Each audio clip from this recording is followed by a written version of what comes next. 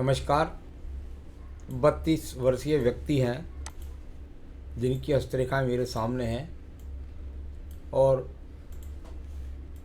उस पर किस किस प्रकार की गति यहाँ पर दिखलाई देती है ये मैं आपको बताने वाला हूँ। साथ ही मैं आपको पहले बता दूँ कि जिस प्रकार की हस्तरेखा आपने मुझे भेजी है इसमें जो जो रेखाएं मुझे दिखाई देती हैं उसके हिसाब से मैं आपके फलों को बताने वाला हूँ। तो यहाँ क्योंकि आपकी उम्र इस समय 32 वर्ष है तो थोड़ा बहुत प्रकाश मुझे लेफ्ट हैंड में भी देखना पड़ेगा डाल करके कहीं कहीं।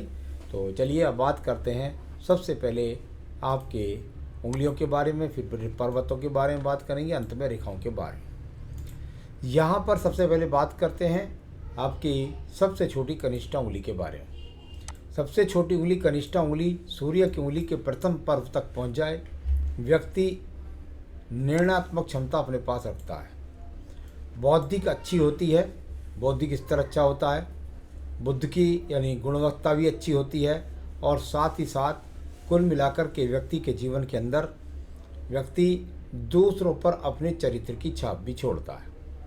तो ये लोग अधिकतर कर्मशील जरूर होते हैं। इनमें अच्छी बात यह है कि चाहे इनके जीवन में ऊंचाई आए नीचाई आए ये कर्मशील होते हैं। लेकिन अगर सूर्य की उंगली के प्रथम प्रकट से लंबाई उंगली की ज़्यादा हो जाती है तो ज़्यादा रिस्क लेकर के नुकसान भी उठा जाते हैं इससे अगर लंबी हो गई तो। चलिए अब सूर्य के उंगली कनिष्ठा उंगली के प्रथम पर्व के बारे में बात कर लेता हूँ। यहाँ पर अभी किसी भी प्रकार का मानसिक रोग, मानसिक डिप्रेशन या दिमाग के अंदर चिंताएं कुछ भी दिखलाई नहीं देती वर्तमान के अंदर। सेकंड पर्व पर किसी भी प्रकार की किसी व्यक्ति के साथ में बिना वजह लड़ने झगड़ने की प्रवृत्ति भी व्यक्ति की नहीं है। यानी कह सकता हूँ बिना वजह क्या, अभी तो लड़ने की प्रवृत्ति से बचने वाला ही व्यक्ति है। भाषा शैली से बहुत सुंदर है। तीसरा पर्व यहाँ पर खड़ी रेखाओं के रूप में है। इस पर भी अभी राहु रेखाओं का प्रभाव नहीं है। यानी वर्तमान में अगर कहूँ तो कुल मिलाकर के किसी प्रकार के भारी योग के नुकसान के भी संभावनाएं नहीं दिख रही। मैं बात करता हूँ इसके बाद आपकी उंगली की और वह उंगली है आपकी सूर्य की उंगली। सूर्य की उंगली को ज़रा मैं थोड़ा सा देख लूँ। मुझे बृहस्पति की दूसरी उंगली से कुछ लग रही है देखने में, यहाँ छोटी। दूसरे चित्रों में देखते हैं। चलिए ऐसा लगता है चित्र में ही ऐसा लग रहा है जी, छोटी नहीं है। लेकिन चलिए अब बात करता हूँ पहले मैं इस उंगली के बारे में। यदि यह उंगली छोटी हो गई इस बृहस्पति की उंगली से तो समझिए व्यक्ति जरूर अपनी ज़िंदगी में भारी नुकसान का सामना करेगा और उसके यश सम्मान में भी कमी आएगी। समय कौन सा होगा ये बहुत मुश्किल बताना है क्योंकि मैं वर्तमान में केवल 5 साल की हाथ की रेखाओं को ही ज़्यादा प्रभावी तरीके से देख सकता हूँ। तो अभी मैं बात करता हूँ प्रथम पर्व से किसी प्रकार के आँखों के रोग नहीं है, किसी प्रकार से गुस्से के रोग नहीं है, बीपी का रोग नहीं है फर्स्ट पर्व से, और किसी भी प्रकार से आँखों के या किसी अग्नि जैसी चीज़ से नुकसान के योग भी नहीं है।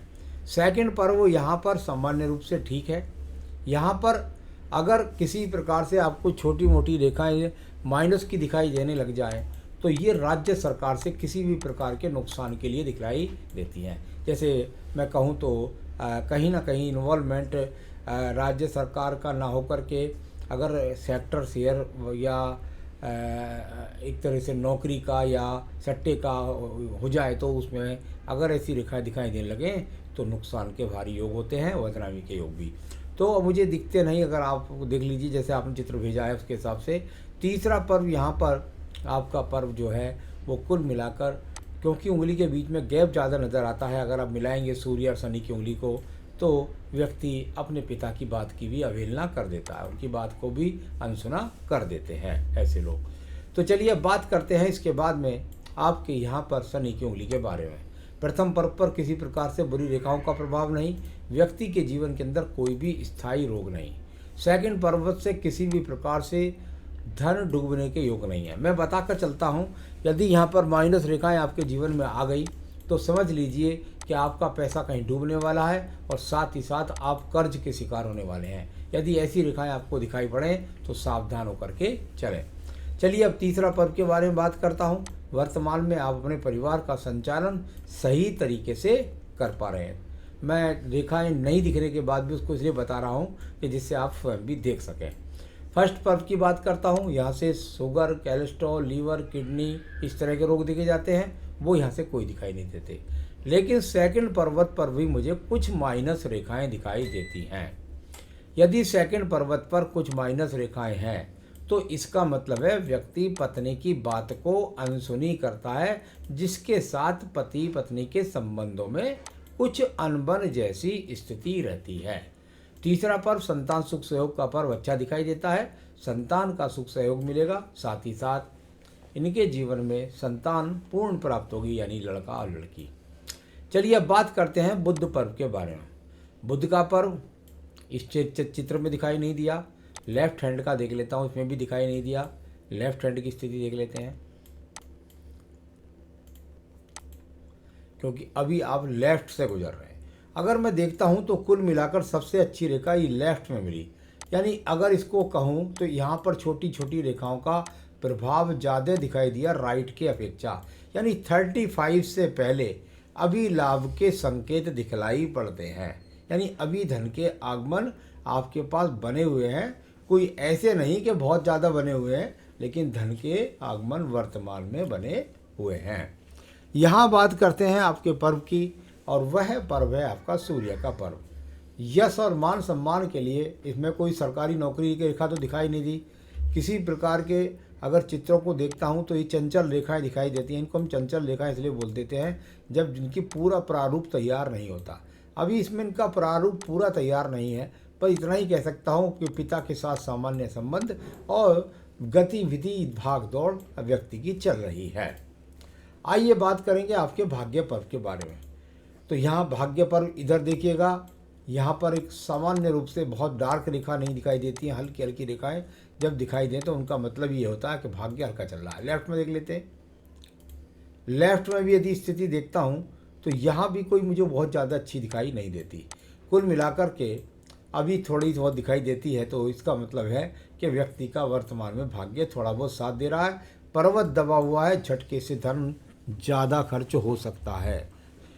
तो चलिए अब बात करेंगे आपके बृहस्पति पर्व के बारे में। उबड़ खाबड़ प्रवृत्ति के रूप में बृहस्पति का पर्व यहाँ आपके लेफ्ट हैंड में है, तो राइट हैंड में आपका बृहस्पति का पर्व कुल मिलाकर सामान्य रूप से ठीक दिखाई पड़ रहा है। अभी इसमें किसी प्रकार के कोई चतुर्भुज बनने के योग नहीं है। हल्की हल्की रेखा दिख तो रही है मुझे, फिर भी जब ये रेखा चतुर्भुज जाकर बनेगी तब जाकर उस समय पर आपका मकान बनेगा। यहाँ पर अभी कोई ऐसी रेखा दिखाई नहीं देती जिसके द्वारा मैं किसी प्रकार के बहुत बड़े फल इसको बोल सकूं। बहुत मल्टी टैलेंटेड रेखा भी नहीं है कि ज्ञान से बहुत बड़ा उपलब्धि प्राप्त कर लेंगे, ऐसी भी दिखाई नहीं देती। कुल मिलाकर बृहस्पति सामान्य है, जो संतान और साथ ही साथ सामान्य धन और संतान का सुख सहयोग और सामान्य रूप से पत्नी का सुख सहयोग दिखलाता है। यहाँ पर आपकी रेखा के बाद में बात करता हूँ हृदय रेखा के बारे में। ये हृदय रेखा आपकी यहाँ पर किसी प्रकार का इसमें कोई दीप नहीं है, कोई वलय नहीं है, कोई एक्स का चिन्ह नहीं है, कोई यव का चिन्ह नहीं है, यानी कुल मिलाकर मन में किसी प्रकार की भारी चिंता नहीं है। नंबर 2, व्यक्ति का स्वास्थ्य भी सामान्य रूप से ठीक है। नंबर 3, पत्नी के साथ भी व्यक्ति के संबंध ठीक है। तो ये अपने आप में दिखने वाली स्थितियाँ यहाँ आपकी हृदय रेखा को दिखलाती है। आइए बात करते हैं आपके अंगूठे के प्रथम पर्व के बारे में। जहाँ अंगूठे का प्रथम पर्व और यदि इस पर माइनस रेखा ज़्यादा हो तो व्यक्ति संसाधनों की भूख उसकी ज़्यादा हो जाती है। सेकंड पर्व तर्क शक्ति का है। किसी के साथ बहस करने के लिए रेखाएं आड़ी जरूर होनी चाहिए, वरना व्यक्ति किसी की बात को खामोखा में हाँ मिला देता है। तो ऐसा नहीं है, आप किसी की बात में खामोखा में हाँ नहीं मिलाते हैं। अब बात करते हैं इसके बाद में यहाँ पर आपकी मंगल रेखाओं के बारे में। ये मंगल रेखा है, जिन्हें कहते हैं कर्म रूपी रेखा, बहुत कम है। इधर भी देखता हूँ। अब मैं कर्म रूपी रेखाओं की जब बात करता हूँ तो मेरा मतलब होता है शारीरिक श्रम। एक तो बृहस्पति पर ज़्यादा मल्टी टैलेंटेड रेखा है, बृहस्पति पर को नहीं देख रही। इधर से देखता हूँ तो यहाँ से भी दिखाई नहीं देती, यानी व्यक्ति शारीरिक श्रम न करके मानसिक श्रम ज़्यादा करता है, मानसिक मेहनत ज़्यादा करता है। तो ये इस तरह की स्थिति यहाँ पर दिखलाई दे रही है। यानी कुल मिलाकर आप जो भी काम कर रहे हैं उसके अंदर बहुत ज़्यादा शारीरिक श्रम कहीं पर दिखाई नहीं देता। अब बात करते हैं इसके बाद में आपकी बुद्धि रेखा के बारे में। बुद्धि रेखा यहाँ से करती जागने के बाद फिर छोटे छोटे टुकड़ों में टूट गई अंत में। ये लेफ्ट को भी देख लेता हूँ।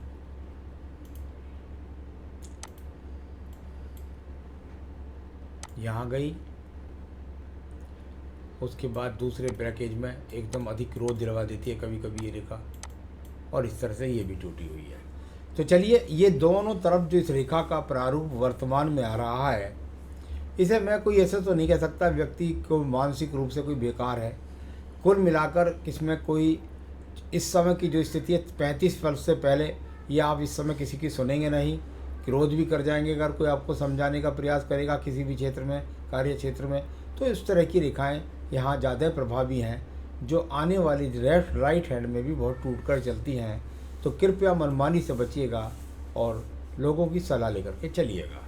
आइए बात करते हैं आपके इसके बाद में पर्व की, और वो है बुद्धि रेखा के बाद आपका सेकंड पर्वत।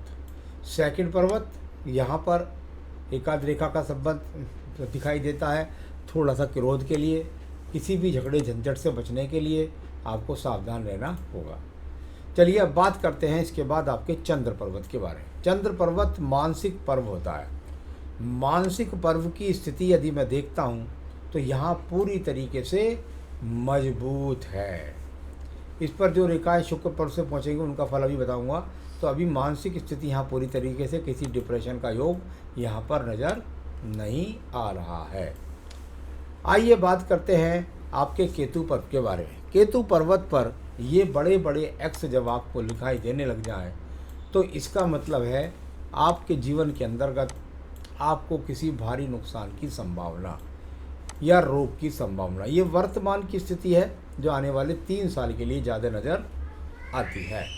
आइए बात करते हैं इसके बाद आपके पास व्यावसायिक रेखाओं के बारे में। व्यावसायिक रेखा कहीं से कहीं तक अगर देखें, यहाँ 2 और ये 3 कई रूप से यहाँ पर टूट कर चल रही है। यानी कुल मिलाकर आपके जीवन में ये निश्चित रूप से 3 से 4 काम आपको करवा सकती है, या 35 वर्ष से पहले 2 से 3 या 4 कामों को करवा सकती है।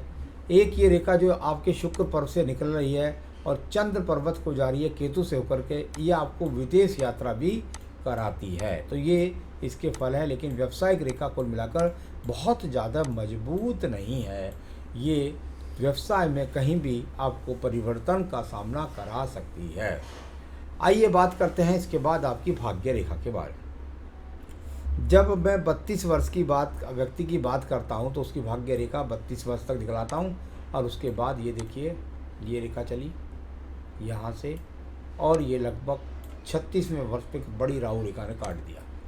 35 से 36वें वर्ष पे एक बड़ी राहु रेखा ने काटा। यानी अभी आपके जीवन में जो आपको सही चल रहा है, मैं तो ईश्वर से प्रार्थना करूंगा वो सब सही चले, लेकिन 35 से 36वें वर्ष में अभी तो दूर दूर के लोगों से जुड़ करके आप लाभ प्राप्त कर रहे हैं, यहाँ दिखाई दे रहा है। लेकिन 35 से 36वें वर्ष में किसी भारी नुकसान की संभावना नज़र आती है। उस समय ज़्यादा सावधान रहिएगा, किसी भी जगह कोई ऐसा काम ना करें जिससे आपको भारी नुकसान का सामना करना पड़े। तो चलिए अब राइट हैंड का फोकस कर लेता हूँ मैं, क्योंकि 33, 34, 35। आइए बात करते हैं इसके बाद में आपकी शुक्र पर्वत के बारे में। संसाधनों का शुक्र पर्व सामान्य रूप का शुक्र पर्वत है। अभी कोई चतुर्भुज नहीं है, कोई त्रिभुज नहीं बन रहे हैं, कोई विशेष ऐसे चिन्ह नहीं है जिससे संसाधन बहुत अच्छे दिखाई दे। आपके हाथ से संतान रेखाएं नहीं चमक रही, पत्नी के हाथ से संतान रेखाएं पता चलती है। तो चलिए यहाँ पर इस प्रकार से स्थिति है।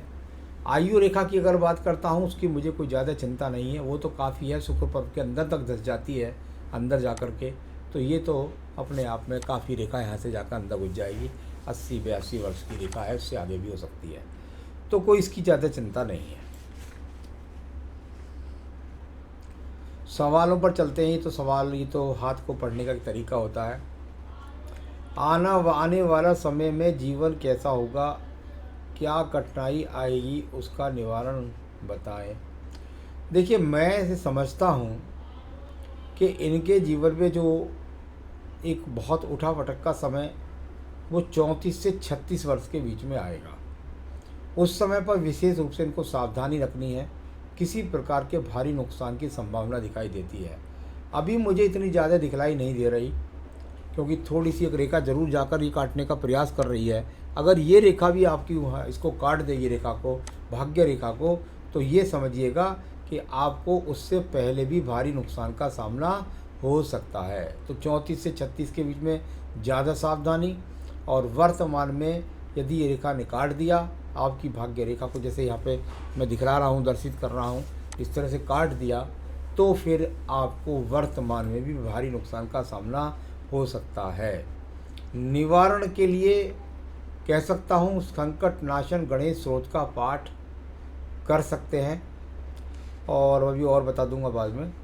इसके बाद पूछा है आपने धन कितना है लाइफ में और किस माध्यम से आएगा। माध्यम से तो पता नहीं लगता कि किस माध्यम से आएगा, लेकिन कुल मिलाकर के यदि आप सही बुद्धि का इस्तेमाल करें तो निश्चित रूप से आपके पास में धन का माध्यम अच्छा ही बनेगा।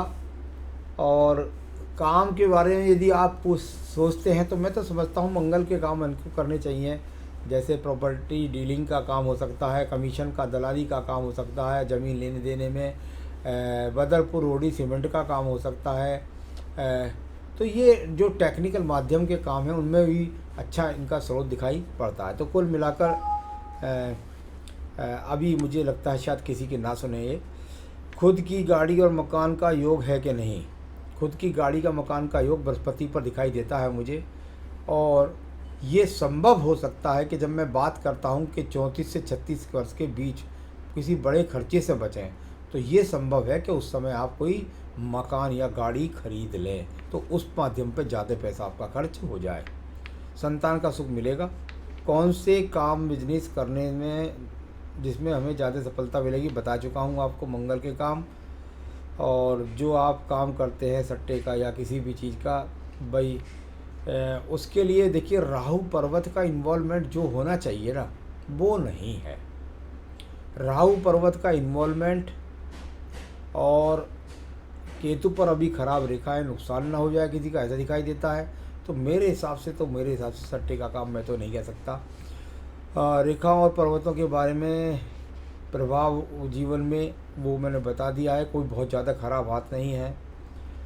धनवान की जहाँ तक स्थिति, अभी बहुत सारी रेखाएं बनने वाली बाकी हैं इनके जीवन के अंतर्गत। ऐसा नहीं है कि ये खराब हाथ है, बस ये है कि थोड़ा सावधानीपूर्वक काम करें। पूजा में इनको संकट नाशन गणेश स्रोत का नित्य पाठ करना है, और संकट नाशन गणेश स्रोत के साथ में ये भगवान शिव की पूजा करें, रुद्राष्टकम पढ़ें तो ज़्यादा अच्छा इनके लिए रहेगा। सही निर्णय लेकर सही सफलता प्राप्त करते रहेंगे। रतन को यदि ये पहनना चाहते हैं तो इनसे कहिएगा कि ये पुखराज धारण करें इस उंगली के अंदर। यदि ये चाहें तो मुझसे मंगवा सकते हैं, मैं इनके स्थान तक पहुंचा सकता हूं। नमस्कार।